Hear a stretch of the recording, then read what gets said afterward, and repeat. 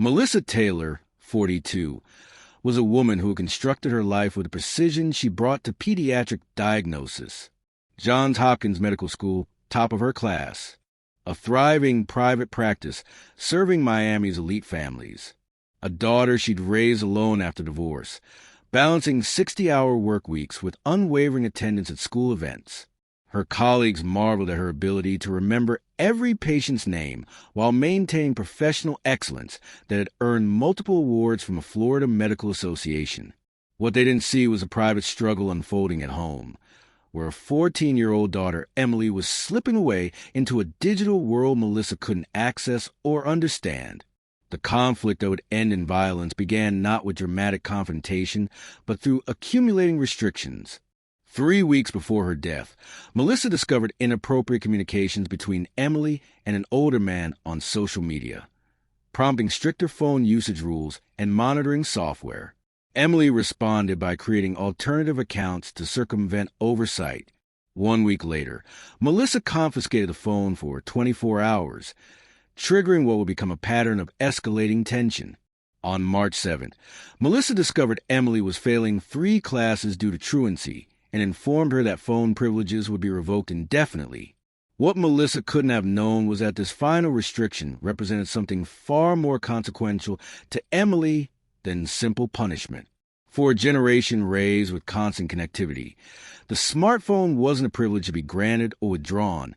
It was infrastructure supporting identity itself. Emily's social media posts, recovered later from cloud backups, described losing phone access as having my oxygen cut off, and expressed desires to die or kill someone rather than endure digital isolation. The murder, when it came, demonstrated calculation that belied Emily's youth. She approached from behind while her mother sat at the kitchen island reviewing patient files, firing a single shot to the head from less than 12 inches. The execution-style killing showed both intent and proximity. But what transformed this from tragic family violence into a landmark case was what Emily did before and after pulling the trigger. She attempted to create a perfect digital alibi using technology she believed would make her untraceable. Detective Marcus Johnson arrived at the Taylor residence at 8:45 that evening, immediately recognizing inconsistencies in the staged break-in. Glass from the broken patio door had fallen outside rather than inside, suggesting it was broken from within. The manufactured chaos appeared superficial rather than destructive, with valuables visible but untaken. Most revealing was Emily's smartphone lying next to her mother's body, its GPS location services showing the device and address across town despite being physically present at the crime scene. This technological contradiction would become the thread that, when pulled, unraveled Emily's entire plan. Crime scene technician Javier Rodriguez recognized the anomaly immediately. Location spoofing, a technique using specialized applications to falsify GPS coordinates. Emily had activated this technology at 4:20 p.m., nearly 3 hours before the murder, programming her phone to appear at her friend Amber Collins' house while she was actually home committing matricide. The sophistication of this digital deception initially seemed impressive, suggesting premeditation far beyond what most would expect from a 14-year-old. But as digital forensics expert Aidan Park began his analysis, a different picture emerged. Emily had understood GPS spoofing, but failed to account for the multiple other ways modern smartphones track location. Cell tower connections placed her phone near the Taylor residence. Wi-Fi logs showed it connected to the home network. Google's location history, which uses multiple inputs beyond simple GPS, recorded her actual movements. Most damning, the phone's health application tracked her step count, heart rate, and movement patterns throughout the house during the murder window. She thought spoofing GPS would create an unassailable alibi, Park would later testify. She didn't understand that smartphones collect location data from dozens of sources simultaneously, most of which are significantly harder to falsify than GPS coordinates. Her attempt at digital deception actually created perfect documentation of her presence at the scene. The investigation revealed months of methodical preparation. Emily's browser history showed research beginning 3 weeks before the murder How to make murder look like robbery? Can police track fake GPS locations? What happens to minors who commit murder in Florida? Her laptop contains searches for how to unlock gun safe, shooting someone in the head, and can teenagers get the death penalty? Most chilling was a document titled A Plan, outlining step-by-step instructions for killing Melissa and establishing an alibi, including specific notes to start the GPS spoofer at 4:30 and text mom from the spoof location to establish digital proof I'm not home.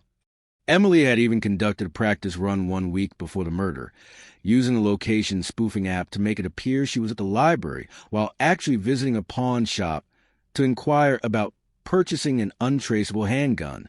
She created what she believed was a perfect test of her digital deception, unaware that security cameras captured her physical presence while her phone's location data showed her elsewhere. The physical evidence complemented the digital trail.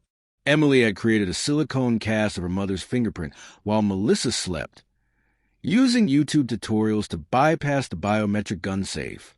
Gunshot residue was found on a sweatshirt hidden in her closet. Her fingerprints appeared throughout the stage break-in scene. The murder weapon was recovered from her backpack when police found her at Amber's house, where she arrived at 7:41 p.m., according to bus transit records, not the 4:30 she claimed. Amber Collins, initially steadfast in supporting Emily's alibi, broke during her second interview with police.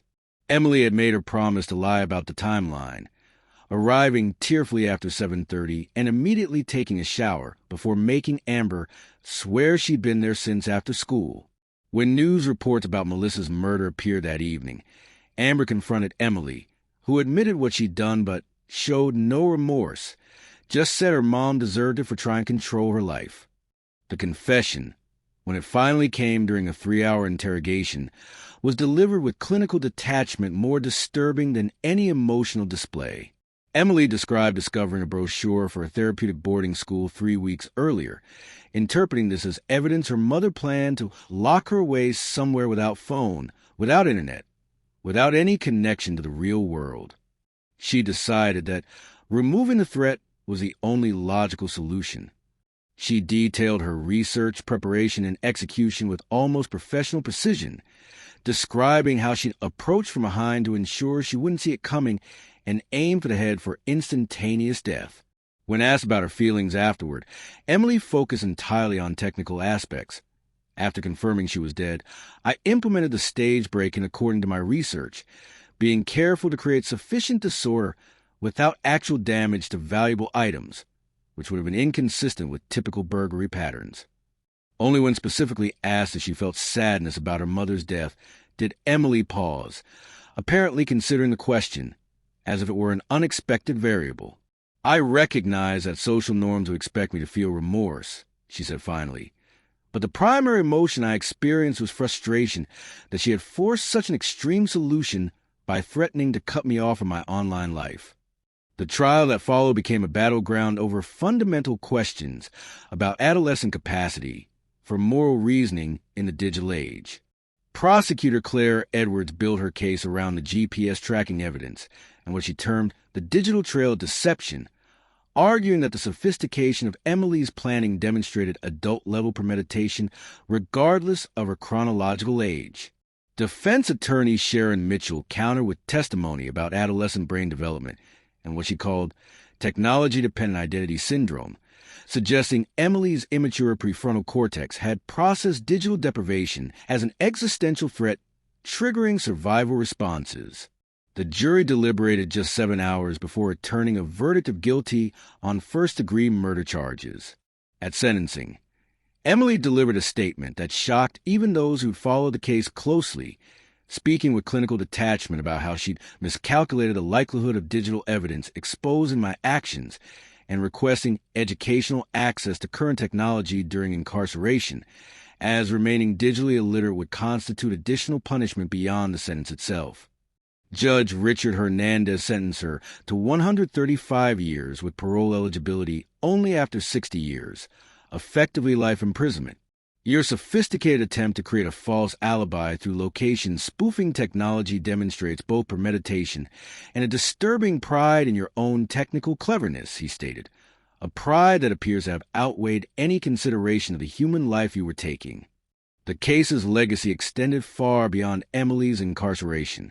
The Miami-Dade State Attorney's Office created a specialized digital evidence prosecution unit, with the Taylor case establishing protocols now taught at police academies nationwide.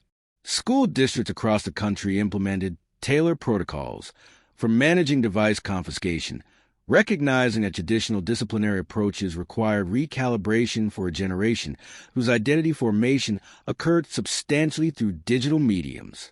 The Melissa Taylor Foundation, established by her sister and colleagues, funded research into adolescent mental health and technology use, developing educational resources for parents navigating the treacherous terrain of digital boundaries. Annual conferences brought together psychologists, educators, and policymakers working to prevent future tragedies stemming from the same disconnection between parental authority and teenage digital identity.